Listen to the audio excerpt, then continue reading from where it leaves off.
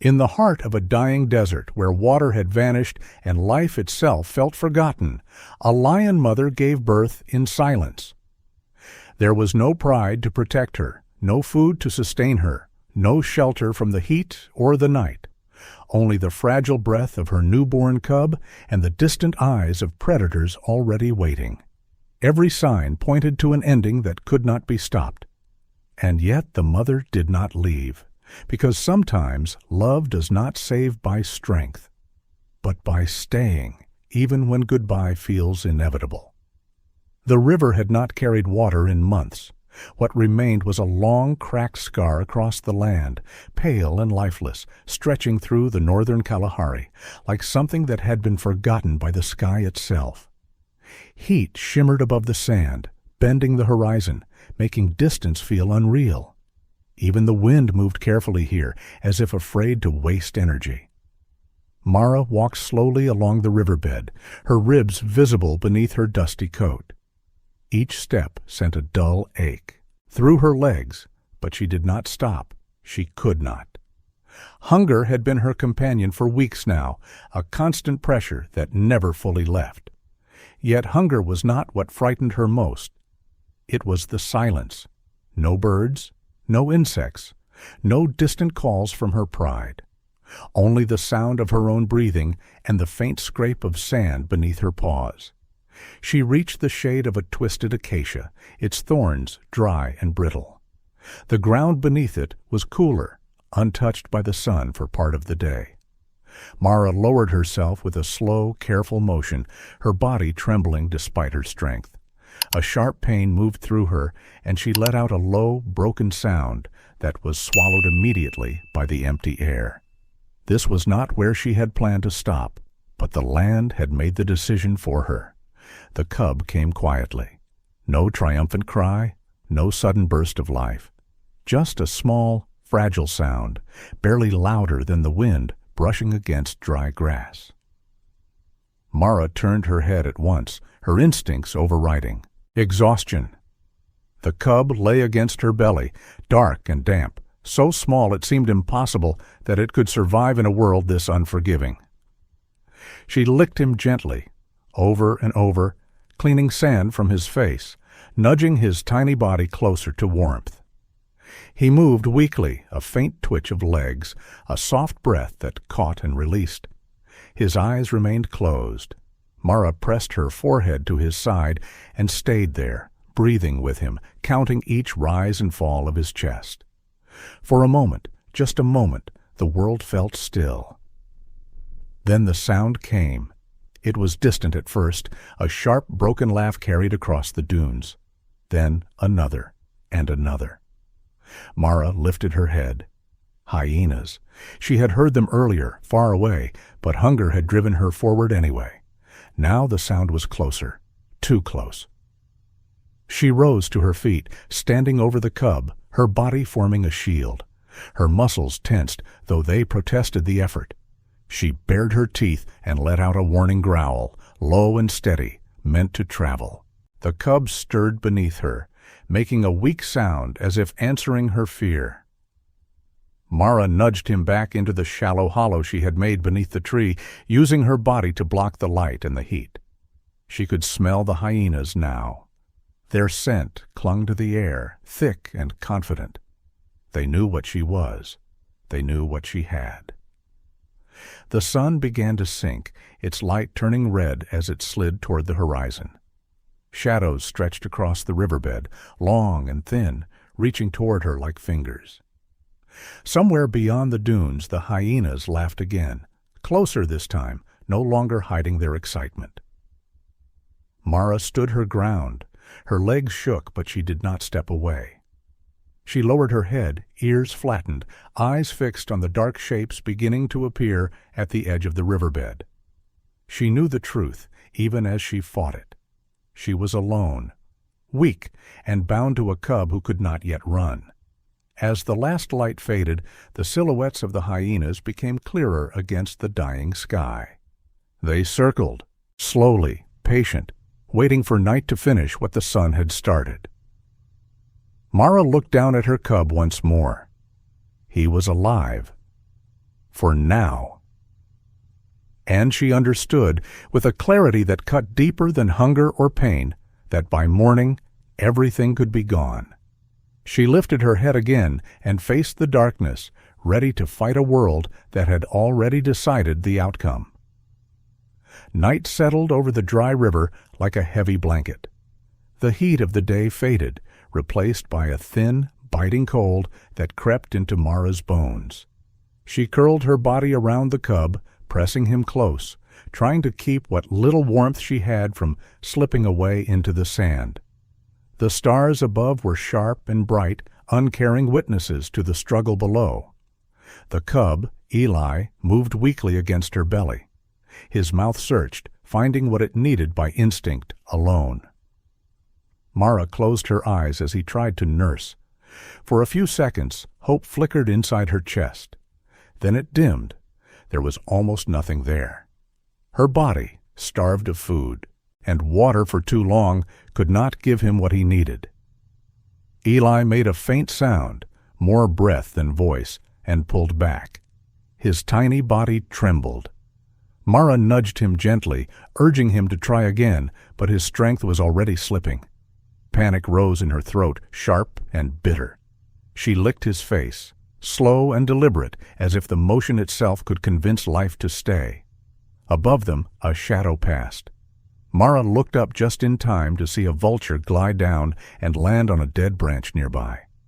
Its bald head turned slightly, one dark eye fixed on the small, helpless shape beneath her. It did not rush. It did not need to. It simply waited. Mara snarled, a sudden burst of anger tearing from her chest. The vulture hopped back, wings half spread, but it did not leave. It knew what the land had taught all of them.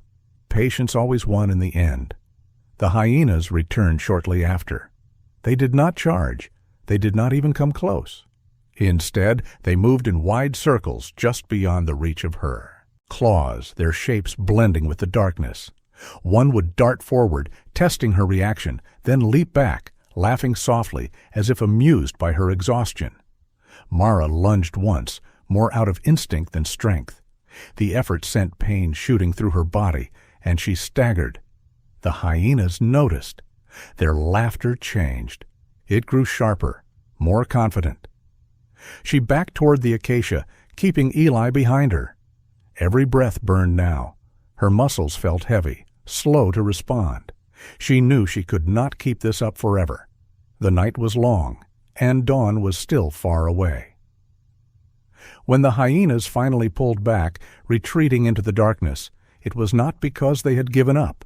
It was because they knew they did not have to rush. Silence returned, thicker than before. Mara lowered herself again, her legs folding beneath her. Eli lay still, his breathing shallow and uneven. She licked his neck and felt something wet beneath her tongue. At first she thought it was sand, but when she looked closer, her heart clenched. A thin line of blood traced along his skin, no bigger than a scratch, likely from a thorn or sharp stone. In another time, it would have meant nothing. Now, in a land without water and a night full of predators, it felt like a sentence. Mara pressed her nose to the wound, breathing in his scent, memorizing it. She knew infections. She had seen cubs fade from less than this. Without water to clean it, without strength to move far, the odds turned against him with quiet cruelty. The vulture shifted on its branch.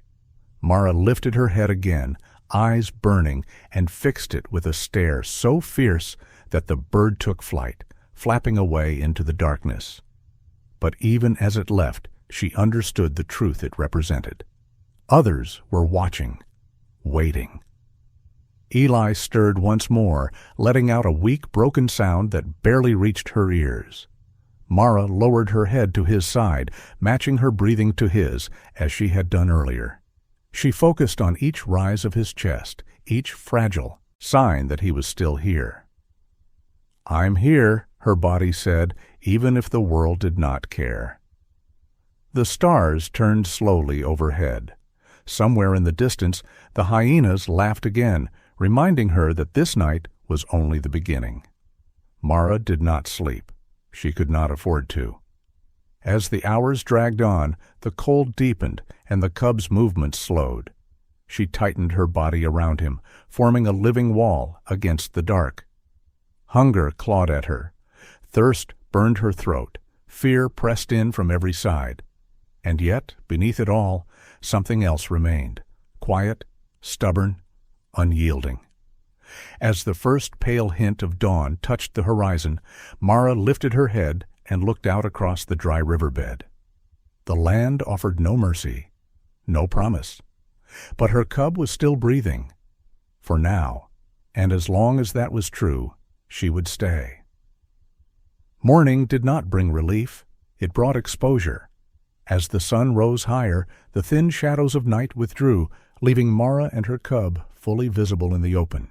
Riverbed. The cool air vanished quickly, replaced by heat that pressed down without mercy. Mara stood stiffly, her muscles tight from a night without rest. Every joint ached. Every breath felt earned. The cub lay beneath her, barely moving. Eli's sides rose and fell, but the rhythm was uneven now, shallow and uncertain. Mara lowered her head and nudged him, coaxing him to respond. His eyes fluttered but did not open.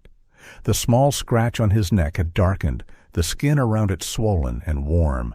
She licked it again, though she knew it would not be enough. The sound came without warning. Not laughter this time, but running. Mara snapped her head up, just as shapes burst over the ridge of the dry riverbank. 4 hyenas rushed in fast, low to the ground, spreading wide to surround her. A 5th stayed back, watching, calculating. They had stopped testing. This was the strike. Mara roared. The sound tore from her chest, raw and desperate, echoing against the hard earth.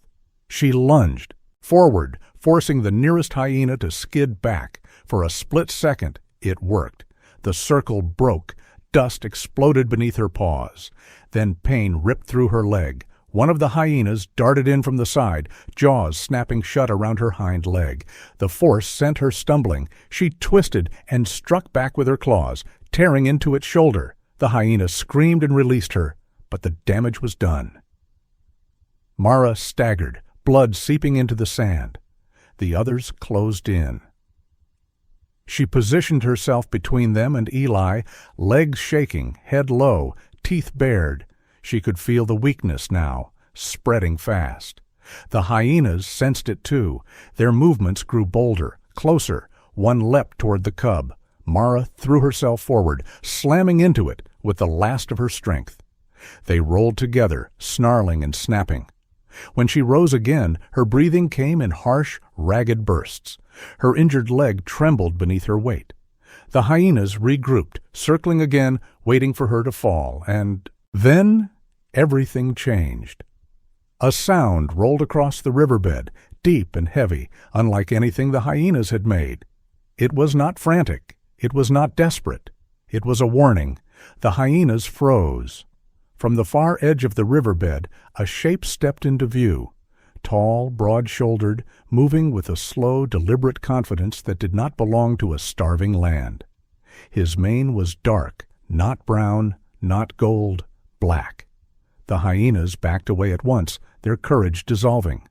One let out a sharp bark, then another, but none dared move closer. The newcomer stopped several lengths away from Mara, his amber eyes fixed on the scene before him. The cub, the blood, the exhausted mother.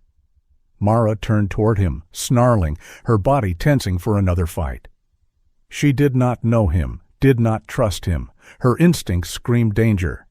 The black-maned lion did not advance. He stood still, head low, tail hanging loosely behind him. His body was marked with old scars, white lines cutting through dark fur. One ear was torn, the edge uneven. His eyes held something Mara did not expect. Distance. He looked past her, then slowly turned his gaze toward the hyenas. When he roared, the sound was controlled, measured, more command than threat. The hyenas scattered, retreating up the slope, glancing back only once before disappearing into the scrub. Silence fell again. Mara remained standing, though her injured leg burned with pain. She faced the black-maned lion, lips curled back, daring him to come closer. He did not. He lowered himself slightly, sitting where he was, as if acknowledging the boundary between them. They stared at one another across the sand. The cub whimpered softly. Mara glanced down for only a second, and in that moment the black-maned lion turned away, moving several steps back, increasing the distance rather than closing it.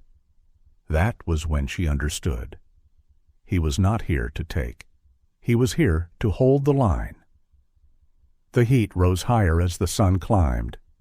Mara's blood darkened the eye, sand beneath her leg. The pain throbbed with every heartbeat. She knew the truth as clearly as she had known it the night before. The danger was not over. It had only changed shape. And now, standing between her and the waiting world, was a lion she did not know, and could not yet afford to trust. The heat settled again after the hyenas disappeared, thick and unmoving. Mara remained where she stood, her body angled toward the black-maned lion, every muscle tight with suspicion. Her injured leg throbbed, but she did not shift her weight. Pain was something she could manage. Trust was not. The stranger did not approach. He stayed several body lengths away, sitting with his head lowered slightly, eyes half-lidded but alert. The black mane around his neck was uneven, rough, marked by age and hardship. Scars crossed his shoulders and flanks. Old wounds, the kind earned over years of fighting battles that no longer mattered to anyone else. One ear hung torn, the edge jagged and pale. Mara had seen lions like him before. Lions without a place. She gave a low, warning growl, reminding him that the cub was hers and that she would fight again if she had to. The black-maned lion, Obsidian, did not respond with aggression. Instead, he slowly turned his head away, exposing his neck for just a moment before looking back toward the ridge where the hyenas had fled. He was watching for their return. The cub shifted weakly beneath Mara's belly. She lowered herself carefully, allowing him to press closer to her warmth, but she kept her eyes on Obsidian. Every breath she took burned. Blood had dried along her hind leg, stiffening the fur. She could feel the swelling beneath the skin. Obsidian rose and took a few slow steps farther from her, increasing the distance again. Then he stopped and stood still, his dark shape cutting against the pale land. It was a strange gesture, one she had never seen from a threat. Time passed. The sun climbed higher. Heat rippled across the sand. Somewhere far away, a bird cried and fell silent again. Mara's strength ebbed with each passing minute, but Obsidian did not move closer. He remained at the edge of her world, neither leaving nor advancing. As the light began to soften toward evening, something inside Mara shifted. Exhaustion dulled her fear just enough to let another truth surface. If Obsidian wanted the cub, he would have taken him already. When dusk arrived, the air cooled, and with it came the return of unease. Mara sensed it before she heard it, the subtle change in the wind, the faint sound of movement beyond sight. She lifted her head sharply. Hyenas? They were back. Obsidian stiffened at once. His head snapped toward the darkening ridge, ears forward. Without looking at Mara, he moved several steps ahead of her position, placing himself between her and the approaching danger. He did not roar this time, he simply stood. The hyenas appeared at the edge of the riverbed again, their eyes catching the ice fading light. They hesitated when they saw him. One stepped forward, then stopped. Another laughed softly, uncertain. Obsidian roared then, not loud, not wild, but deep and controlled. The sound rolled outward, steady and final. The hyenas backed away. Night crept in slowly, wrapping the land in shadow. When darkness fully settled, Obsidian turned and walked away from Mara, disappearing into the scrub. The movement was sudden enough to make her heart race. She growled, lifting her head, ready for the hyenas to surge forward the moment he left. They did not. Minutes passed, then more. Mara's eyes burned as she scanned the darkness. The cub lay still, his breathing faint. Fear tightened around her chest. Had Obsidian abandoned them after all? Had his presence only delayed the inevitable? Then she caught a scent. Fresh blood. Her head snapped up just as Obsidian emerged from the darkness again. His muzzle was stained dark, his chest rising and falling with exertion. He stopped where he had before and lowered his head, breathing heavily. Mara's instincts flared. Hunger. Danger. She snarled, stepping forward despite the pain in her leg. Obsidian froze. He did not bare his teeth, did not advance. He simply stood there, blood on his face, waiting. The hyenas did not return that night, but sleep did not come either. Mara remained awake until the stars shifted overhead, her body trembling with fatigue, her mind locked between fear and an unfamiliar, unsettling thought. This lion, this exile, had returned. And whatever he had done out there in the dark, he had done it alone. By morning, the land would demand its price again. And Mara did not yet know whether Obsidian was part of her danger, or the only reason she and her cub were still alive. Morning arrived quietly, as if the land itself was holding its breath. A thin haze hovered over the riverbed, softening the hard edges of stone and sand. Mara lifted her head slowly, her body stiff from pain and exhaustion. The night had taken more from her than she wanted to admit. Obsidian was still there.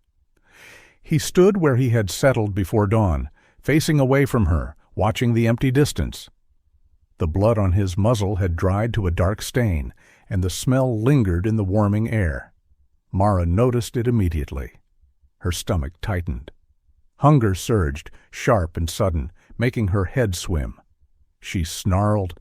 The sound was low but fierce, filled with accusation. Obsidian turned his head slightly, but did not approach. He stepped back instead, then lowered his body and nudged something forward with his paw. A small shape slid across the sand and came to rest a short distance from Mara. It was a desert hare. Its body was limp, still warm, the neck broken cleanly. Fresh. Real. Mara froze, confusion cutting through her fear. She stared at the animal, then at Obsidian. Her instincts clashed violently inside her, distrust, battling need, pride wrestling with survival. She had not eaten properly in days. Her body screamed for it, but accepting food from a strange male went against everything she knew. Obsidian took another step back and turned his head away. The message was clear. Mara limped forward despite the pain in her leg. Every movement sent a pulse of fire through her muscles, but hunger drove her on. She paused once more, watching Obsidian carefully, ready to defend herself if this was a trick. He did not move. Finally, she lowered her head and tore into the meat. The taste was overwhelming. Warmth spread through her body as she ate, fast and desperate, afraid the chance would vanish if she hesitated. She did not look at Obsidian while she fed. She could not. Something in her chest felt tight and unfamiliar, like shame mixed with relief. When she finished, she stepped back, breathing hard. Obsidian remained still, his distance unchanged. Mara returned to her cub. Eli lay where she had left him, his small body curled inward. When she nudged him gently, he responded with a faint twitch. Relief washed through her, brief but intense. She lay down beside him and pulled him close, allowing him to feel her warmth. Then she noticed his breathing. It was faster now, shallow, uneven. She pressed her nose to his neck and felt the heat there. Too much heat. The small scratch had worsened. The skin around it was swollen, angry, the scent of infection faint but unmistakable. Panic tightened its grip around her heart. She licked the wound again and again, trying to clean it, trying to will the sickness away. Eli whimpered softly, his tiny body trembling. He tried to nurse, but his strength failed him almost at once. Mara lifted her head and looked toward the empty riverbed. The food had come too late. She growled in frustration, striking the ground with her paw. The effort sent pain shooting up her injured leg, and she cried out to spite herself. Obsidian turned at the sound, his eyes narrowing slightly as he took in the scene. The cub's weakness, Mara's injury, the truth written plainly between them. He approached one careful step. Mara snapped at him at once, teeth flashing, her body tensing. Obsidian halted immediately and backed away, lowering his head again. He did not challenge her fear. He did not force his presence. Time passed slowly under the rising sun. The heat returned, pressing down on them all. Mara lay beside Eli, barely moving now, conserving what little strength she had left. The cub's breaths grew shorter. His small body shook, then stilled for long moments that made Mara's chest tighten with terror.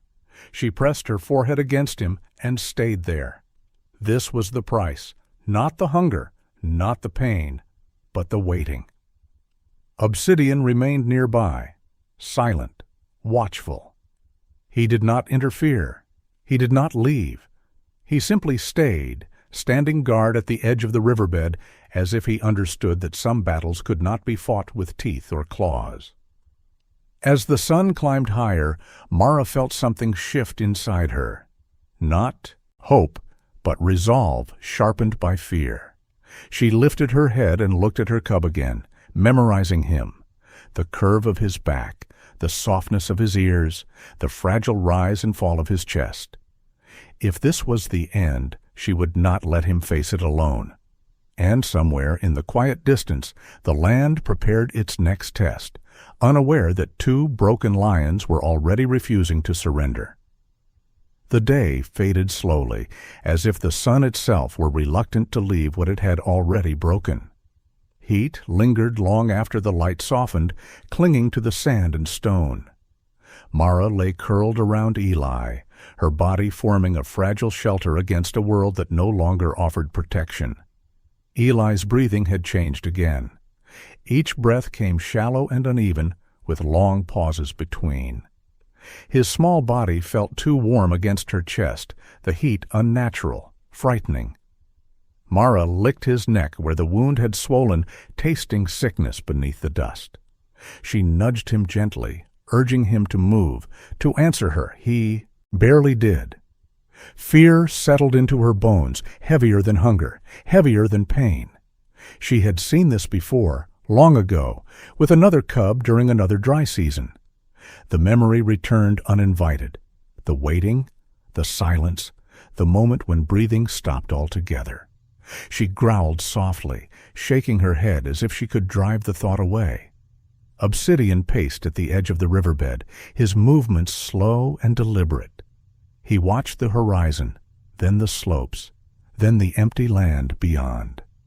He had not left since morning. He had not eaten. His body, already worn by years alone, carried fresh tension now. As the light dimmed, a new presence entered the story, unnoticed at first. Footsteps. They were faint, careful, far enough away to blend with the sound of wind moving through dry grass. Obsidian stiffened at once, his head snapping toward the sound. Mara lifted her head too, panic flaring. She struggled to stand, her injured leg buckling beneath her. The scent reached her moments later. Human. From the rise beyond the riverbed, a woman appeared, moving slowly, deliberately, as if she understood how easily she could become a threat. Her name was Tessa, though Mara could not know that. She wore the muted colors of the land and carried herself with caution, born of experience. A ranger? Alone? Too far from any patrol. Tessa stopped the moment she saw them. She had expected tracks, blood, signs of a struggle. She had not expected this. A lioness lying protectively over a cub, barely clinging to life. A black-maned male standing guard several lengths away, watching her with a gaze that held no fear, only warning. The scene froze her where she stood. Tessa lowered herself slowly to one knee, keeping her hands visible. She had been trained for moments like this, to observe, not interfere, to respect the line between helping and destroying. Her heart pounded as she took in the cub's condition. Even from a distance, she could see how weak he was.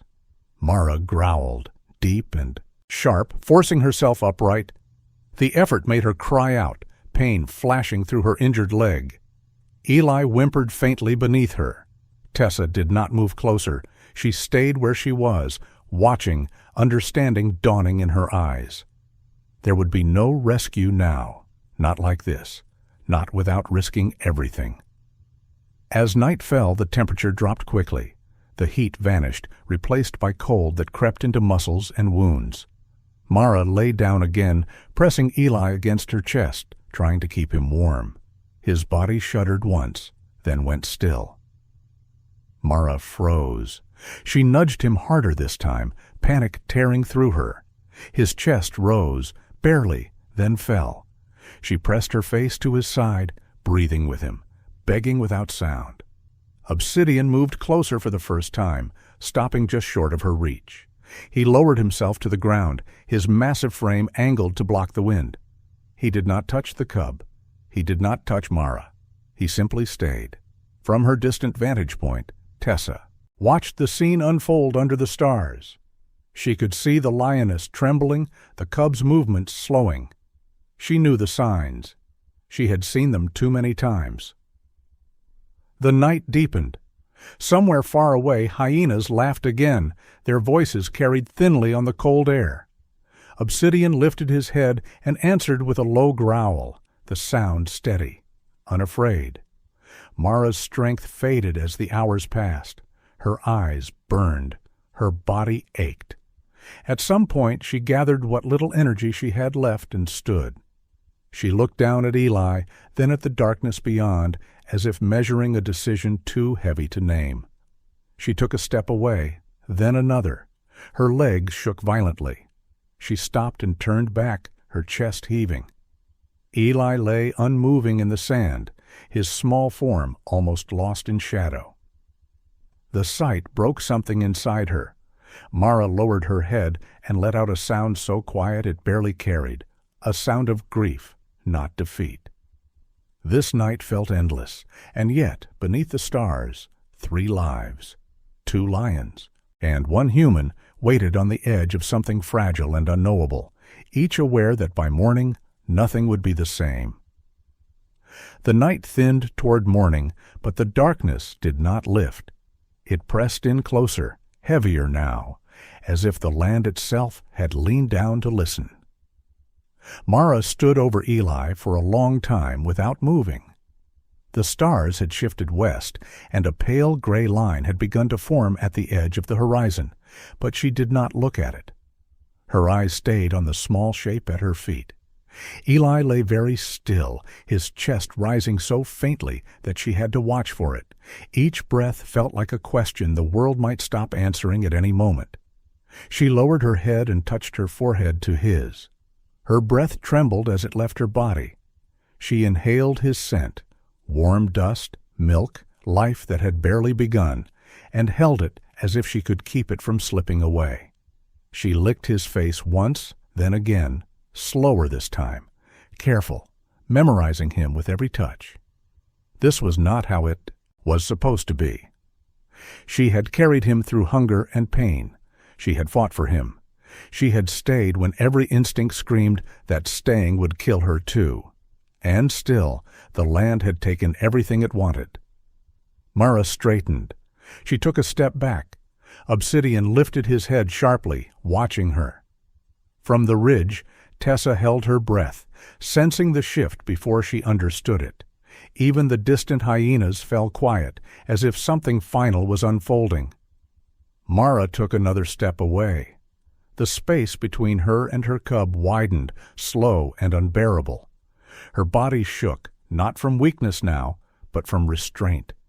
Every part of her pulled toward him, toward staying, toward refusing the truth in front of her. She stopped. For a long moment, she stood facing the open land, her back to Eli. The horizon had brightened, and with it came the promise of heat, of movement, of predators waking with the day.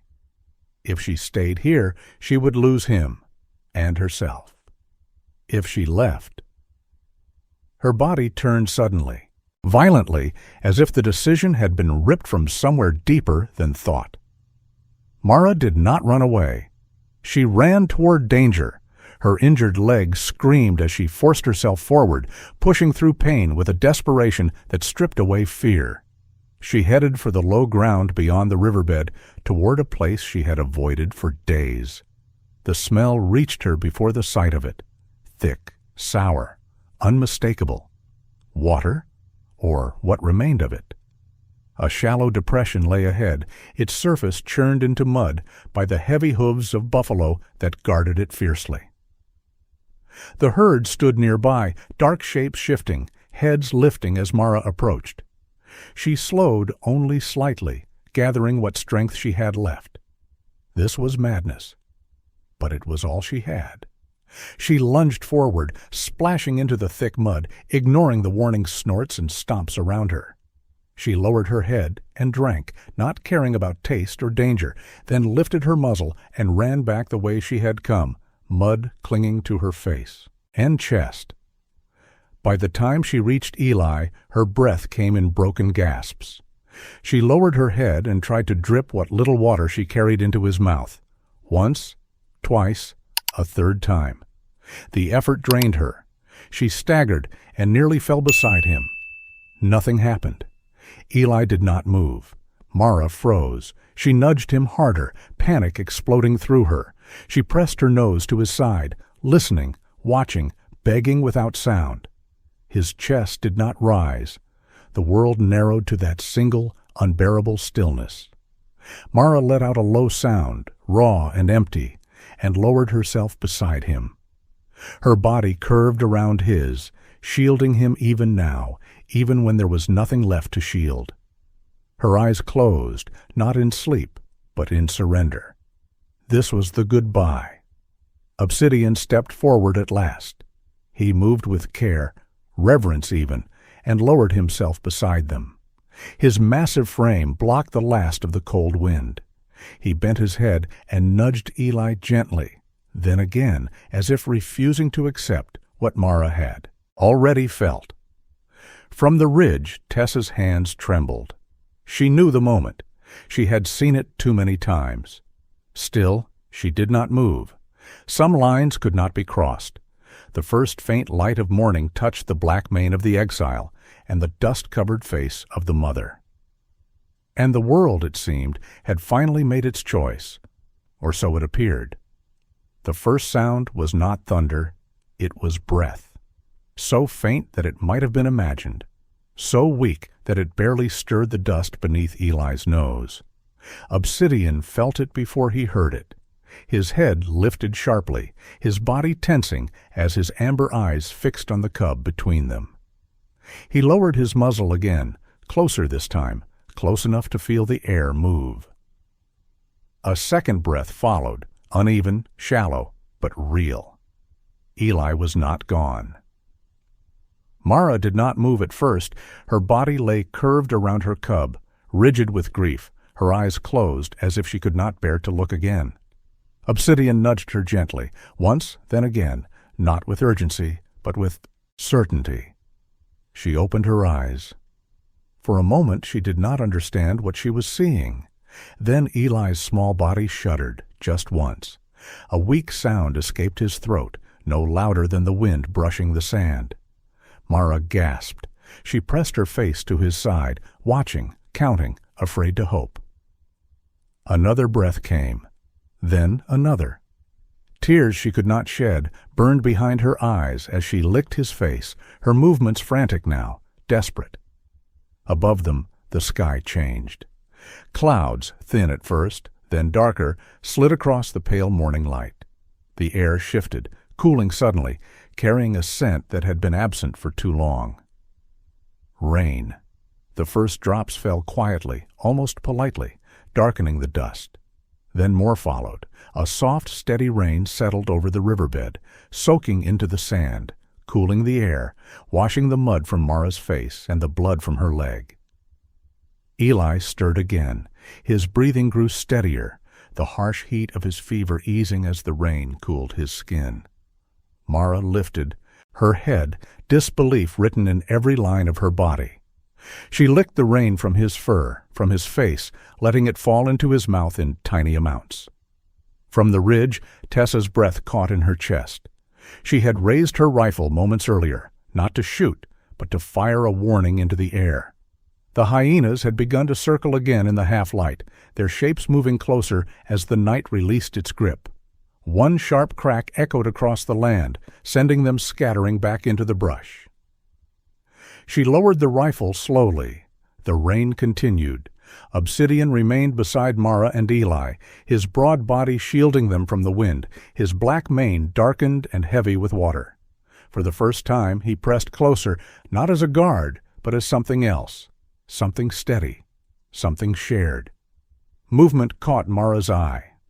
From the far side of the riverbed, shapes emerged through the mist. Lions, several of them, their coats lighter, their bodies strong. They stopped at a distance watching. Obsidian stiffened. This was his past returning, the pride that had driven him away.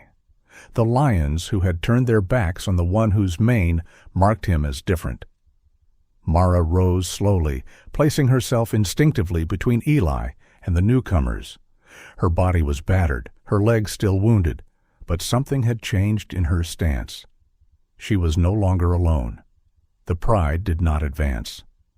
They watched as Obsidian lowered himself beside the cub again, careful, gentle. They saw the way Mara allowed him to stay, the way the cub's tiny body lay protected between two broken lions who had refused to leave. After a long moment, one of the pride turned away. Then another. They did not challenge. They did not chase. They simply accepted what they saw. The rain softened to a mist as the sun broke through the clouds, lighting the riverbed in gold. The land looked different now, washed clean, quiet, almost forgiving. Eli breathed steadily against Mara's chest. She lowered her head and rested it against Obsidian's shoulder, not in submission, not in weakness, but in recognition. The exile had become shelter. The stranger had become family. What had begun as a goodbye had become something else entirely. A choice, a refusal, a miracle born not from strength, but from staying. And in the middle of a land that had taken nearly everything, a lion mother's love had turned loss into life, and given 3 souls a second beginning. If this story touched your heart, you don't need to find the perfect words. Just leave a 1 in the comments to show that you felt it. And if you believe that love, especially a mother's love, can still create miracles in this world, leave a 0 to honor that truth. Your comment helps this story reach others who need it. If you'd like to hear more real, emotional stories like this one, stories of courage, loss, and quiet miracles in the wild, please subscribe to the channel and stay with us. Another story is already waiting for you